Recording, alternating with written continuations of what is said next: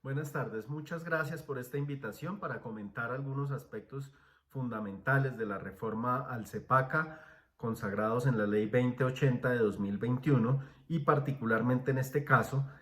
dos mecanismos. El primero, las audiencias públicas potestativas, que es un mecanismo nuevo introducido por esta reforma, y el segundo, que es unas modificaciones que surtió el mecanismo de la unificación de jurisprudencia, que ya estaba consagrado en el mismo Código de Procedimiento Administrativo y de lo contencioso administrativo. Sobre el primer mecanismo hay que señalar desde una perspectiva tal vez filosófica y del propósito,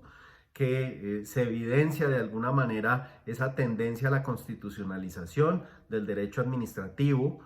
a través de la inserción de muchos principios y en este caso de la expresión del principio democrático y también de la participación pública en aquellos procesos en los cuales se debatan asuntos de interés general o en los que hayan de proferirse sentencias de unificación jurisprudencial. Es sobre este tipo de procesos sobre los que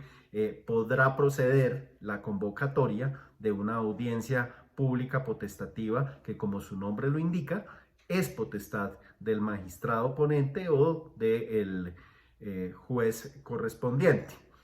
Esta audiencia puede coincidir con alguna de las que están previstas y se surten dentro del procedimiento contencioso administrativo y bajo cualquier medio de control siempre y cuando cumpla con las condiciones o requisitos antes previstos, es decir, que se debatan asuntos de interés general o bien que se hayan de proferir sentencias de unificación jurisprudencial. Pero también puede ser un mecanismo que se surta de una manera independiente, es decir, que no coincida con alguna de las audiencias señaladas ya en el Código de Procedimiento Administrativo y de lo contencioso administrativo.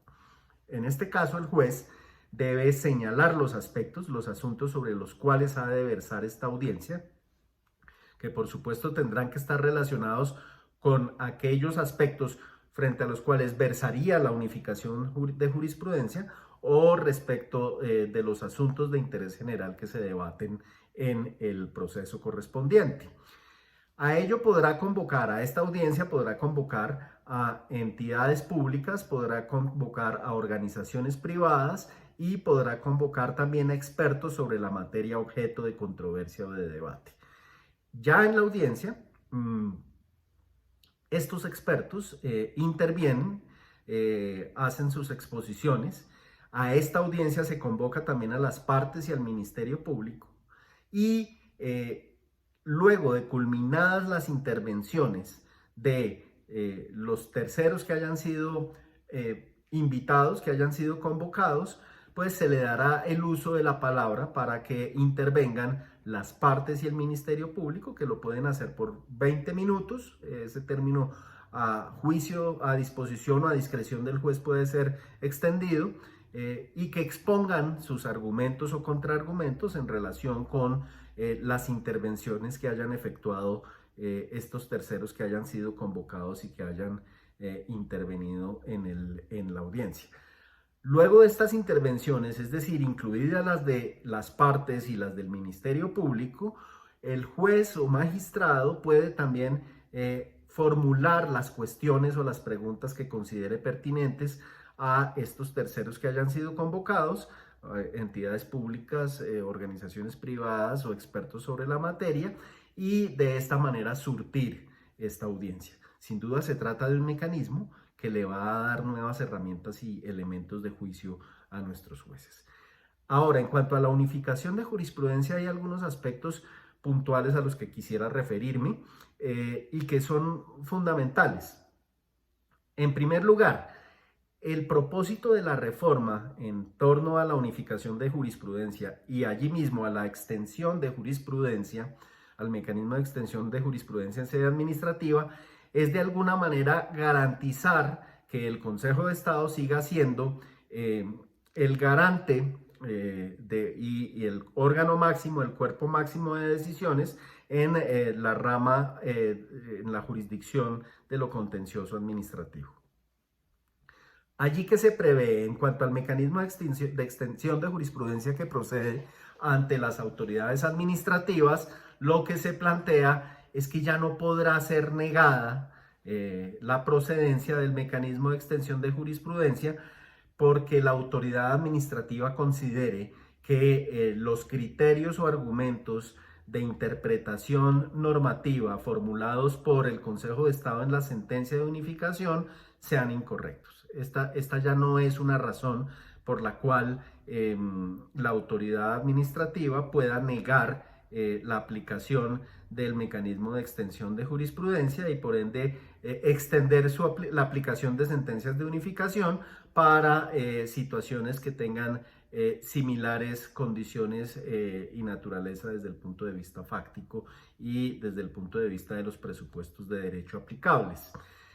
Ello también encuentra, por supuesto, un referente en las modificaciones o reformas que surtió el mecanismo desde el punto de vista procesal. En primer lugar, hay que señalar que ahora el concepto de sentencias de unificación previsto en el nuevo artículo 270, nuevo digo porque es fruto de la modificación de la ley 2080,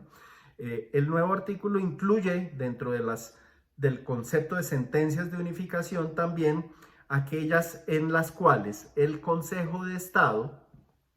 recoja aquellas sentencias previas que haya proferido de unificación de jurisprudencia con el fin de también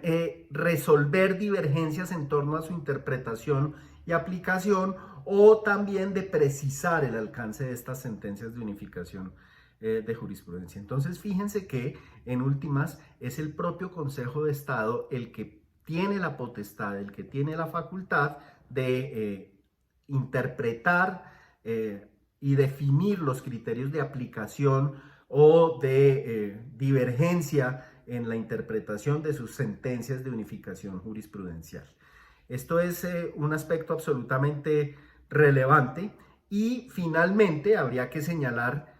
un mecanismo previsto en el parágrafo introducido al artículo 271 del Código de Procedimiento Administrativo y de lo Contencioso Administrativo, que le obliga al propio Consejo de Estado a implementar un mecanismo electrónico de fácil acceso que permita alertar a sus integrantes y en general a la ciudadanía sobre aquellos aspectos o materias o temas que esté abordando y que se encuentren en trámite en el propio Consejo de Estado, respecto de los cuales por su importancia jurídica, su trascendencia económica o social o por la necesidad de unificar o sentar jurisprudencia,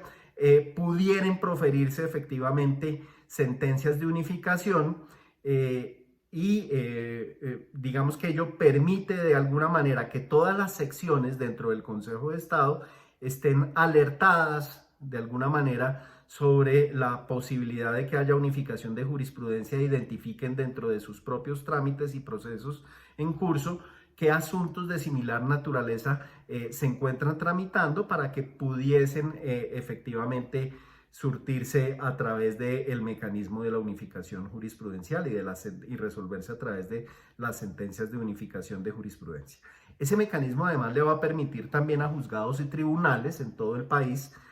informar sobre los procesos que se encuentren en trámite sobre esos asuntos o sobre esos aspectos para que puedan ser asumidos eventualmente por el Consejo de Estado, justamente para que sobre ellos se profiera sentencia de unificación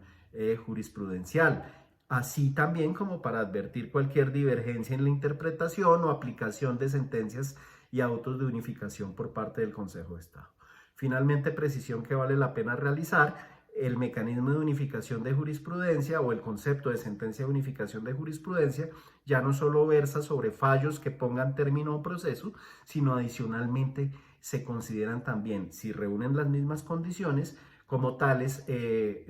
providencias interlocutorias, es decir, autos, lo que de alguna manera garantiza también cierta uniformidad en la aplicación de normas procesales. Muchas gracias.